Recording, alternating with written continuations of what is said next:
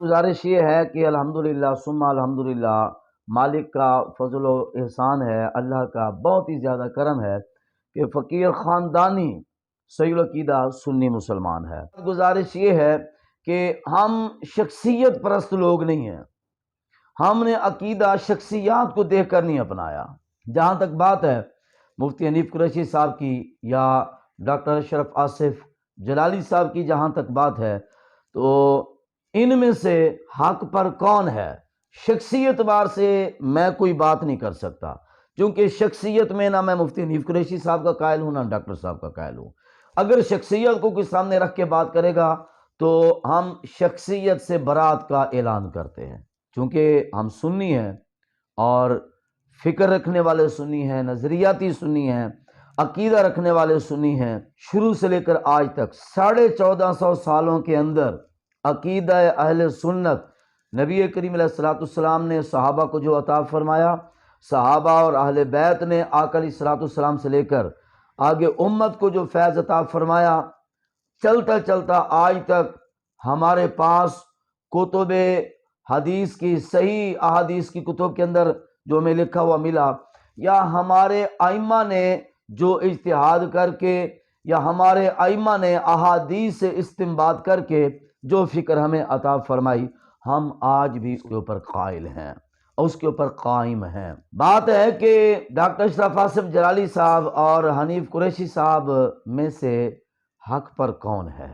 حنیف قریشی صاحب کو کچھ جذباتی لوگوں نے لے لیا اور ڈاکٹر اشرف آصف جلالی صاحب کو انہی جذباتی لوگوں نے مسترد کر دیا اور خطائی کا ڈرامہ لگا لیا۔ حضرات گرامی، اس دور کے اندر یہ مسئلہ ڈاکٹر اشرف آصف جلالی صاحب نے اجاگر کیا، وہ نشانے پر آ گئے۔ جب نشانے پر آ گئے تو سب نے اپنی توپیں ان کی طرف سیدھی کر لیں۔ میرا سوال یہ ہے کہ کیا یہ بات کہنے والے واحد شخص علامہ کنز العلماء مفکر اسلام ڈاکٹر اشرف آصف جلالی صاحب ہی ہیں؟ اللہ تعالیٰ ان کو جلد شفا کلی عطا فرمائے، یا پھر ان کے علاوہ بھی کوئی لوگ ہیں؟ اگر میں سابقہ تاریخ کو بیان کروں تو پھر بھی خطرہ طوالت کا۔ ماضی قریب کے اندر کچھ ایسی شخصیات گزری ہیں جن کے ساتھ مفتی حنیف قریشی صاحب کا بڑا قریبی اور قلبی تعلق ہے۔ ان کے الفاظ خطائے اجتہادی کے مسئلے میں، اہل بیت اطہار کے بارے میں جو تھے، ڈاکٹر اشرف آصف جلالی صاحب کا تو لب و لہجہ ان شخصیات کے بولے گئے الفاظ کے مقابلے میں بہت دھیما لہجہ ہے، بہت مؤدب لہجہ ہے۔ ان کے لہجے تو بہت ہی بے باک لہجے تھے، لیکن ان کے اوپر فتویٰ نہیں آیا۔ کیوں؟ یہ سوالیہ نشان ہے۔ اور جس وقت سن 2020 میں ڈاکٹر اشرف آصف جلالی صاحب نے یہ بات شروع کی، اس وقت بھی اس بات کے قائل اکیلے ڈاکٹر صاحب کی بلا نہیں تھے۔ میں آپ حضرات کے سامنے ایک حوالہ رکھنا چاہتا ہوں۔ 16 دسمبر 2020 بروز بدھ بمقام دارالعلوم جامعہ نعیمیہ لاہور تحفظ عقائد اہل سنت علماء و مشائخ کنونشن ہوا، جس کے اندر تحفظ عقائد اہل سنت کے نام پر مشترکہ ایک اعلامیہ پیش کیا گیا۔ اس اعلامیہ کے اندر 54 باتیں بطور عقیدہ بیان کی گئیں۔ ان باتوں کو پرنٹ کر کے علماء کے پاس بھیجا گیا، عوام کے اندر شائع کیا گیا۔ ان باتوں کو پڑھ کر اس کا ویڈیو بیان ان علماء کی طرف سے جاری کیا گیا۔ میرا سوال یہ ہے کہ وہ تقریباً 80 کے قریب علماء کے دستخط بھی ہیں اس اعلامیہ کے اوپر۔ آپ کہتے ہیں کہ 1400 سالوں کے اندر یہ واحد شخص ہیں جنہوں نے سیدہ کی طرف خطائی اتحادی کی نسبت کی ہے۔ حضرات محترم، یا تو اپنی معلومات کا دائرہ وسیع کریں یا پھر کچھ اپنی فکر اور اپنی سوچ کو بہتر کریں۔ اب آئیے وہ 54 عقائد وہ سارے کے سارے میں آپ کے سامنے بیان کروں، وہ تو وقت اجازت نہیں دیتا۔ ان میں سے عقیدہ نمبر 39 ہے، وہ میں آپ کے سامنے پڑھ کے سنانے لگا ہوں۔ اس اعلامیہ کا عقیدہ نمبر 39 لکھتے ہیں کہ حضرات انبیاء کرام علیہ السلام اور فرشتے معصوم عن الخطا ہیں، اور حضرات صحابہ کرام اور اہل بیت اطہار معصوم عن الخطا نہیں ہیں، بلکہ محفوظ عن الخطا ہیں، اور ان سے خطا کا صدور ممکن ہے۔ دلائل شرعیہ کی روشنی میں کسی امر میں ان یعنی صحابہ و اہل بیت کی طرف اجتہادی خطا کی نسبت کرنا گستاخی و اہانت نہیں ہے، البتہ ان امور کا عوام میں بلا وجہ شرعی تذکرہ کرنا ممنوع ہے۔ اب یہاں پر سوال اٹھتا ہے، جب آپ نے یہ کہہ دیا کہ بھئی ٹھیک ہے کہ خطا اجتہادی کی نسبت کرنا اہانت نہیں ہے، بے ادبی نہیں ہے، گستاخی نہیں ہے، لیکن یہ بھی تو ساتھ علماء نے فیصلہ کر دیا نا کہ بلا وجہ شرعی اس کی نسبت ان امور کا عوام میں بلا وجہ شرعی تذکرہ کرنا تو ممنوع ہے نا۔ جب تذکرہ کرنا ممنوع ہے تو ڈاکٹر صاحب کو کیا ضرورت پڑی تھی؟ تو گرامی کے حضرات، ڈاکٹر صاحب کو ضرورت اس لیے پڑی تھی کہ شیعوں کی ایک عورت جس نے ٹی وی پر بیٹھ کر حضرت سیدنا ابوبکر صدیق رضی اللہ تعالی عنہ کی شان میں مسئلہ باغ فدق کا ذکر کرتے ہوئے انتہا درجے کی بے ادبی اور گستاخی والے لفظ بولے تھے، ڈاکٹر صاحب نے اس کی گرفت فرمائی، اس کا تعاقب کیا، اس کا رد فرمایا، پھر وہ پورا قضیہ بیان کرنا پڑا، اس کے اندر یہ واقعہ سارا پھر بیان کیا، پھر اس واقعے کے اندر انہوں نے یہ ثابت کرنے کے لیے کہ چونکہ سیدہ اس وقت اجتہاد فرما رہی تھی تو مقابلے میں صدیق اکبر کا اجتہاد تھا، دو بزرگوں کے اجتہاد میں ایک کا اجتہاد اور دوسرے کا اجتہاد، تو سیدہ کی طرف انہوں نے خطا اجتہادی کی نسبت کر دی۔ یہ وقت کی ضرورت تھا، وقت کا تقاضا تھا، اس وجہ سے ڈاکٹر صاحب قبلہ نے یہ مسئلہ بیان کیا، لیکن رولا پڑ گیا، ڈھنڈورا پیٹا گیا اور واویلا ہو گیا کہ لو جی ڈاکٹر صاحب گستاخ سیدہ زہرا ہو گئے۔ ڈاکٹر صاحب نے تو اس وجہ سے بیان کیا۔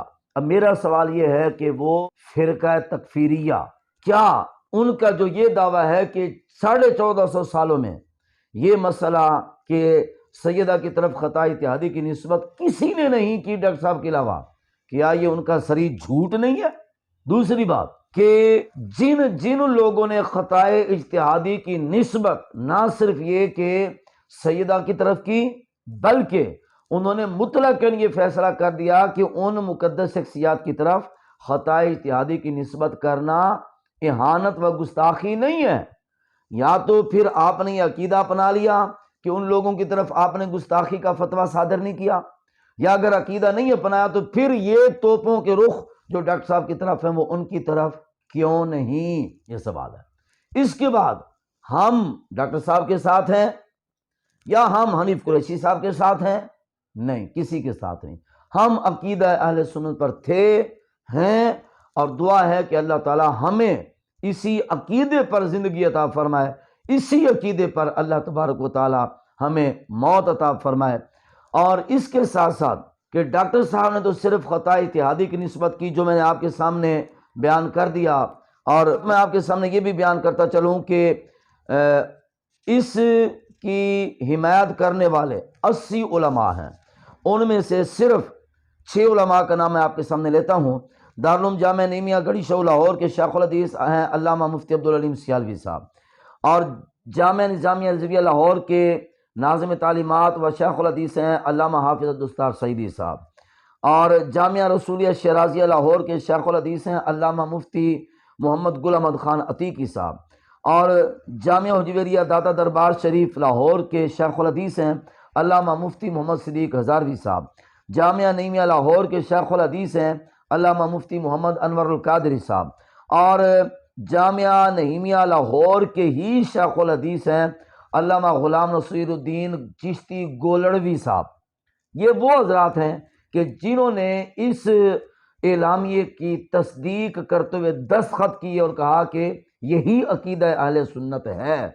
اس کے علاوہ دیگر علماء کو ملا کر 80 علماء کے نام، جن میں بڑے نامی گرامی مدارس کے شیوخ الحدیث ہیں، بڑے نامی گرامی مدارس کے محتممین ہیں، ناظمین ہیں، انہوں نے اس اعلامیے کو قبول کرتے ہوئے یہ قول کیا کہ یہی عقیدہ اہل سنت ہے۔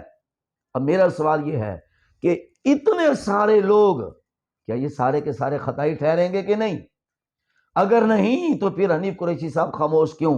اور اس وقت جامعہ نعیمیہ کے دارالافتاء کے انچارج ہیں علامہ مفتی محمد عمران حنفی صاحب دامت برکاتہم العالیہ، انہوں نے مدلل مدنی نماز کے نام سے کتابچہ تحریر فرمایا ہے، اس کے اندر یہ انہوں نے اس کو شامل کیا ہے آخر کے اندر، تو اگر کوئی دیکھنا چاہے وہ 54 عقائد بھی آپ پڑھیں، وہ کتاب مدلل مدنی نماز خریدیں، اس کو آپ پڑھیں، یہ میرے ہاتھ میں موجود ہے، اس کو آپ خریدیں، اس کو پڑھیں۔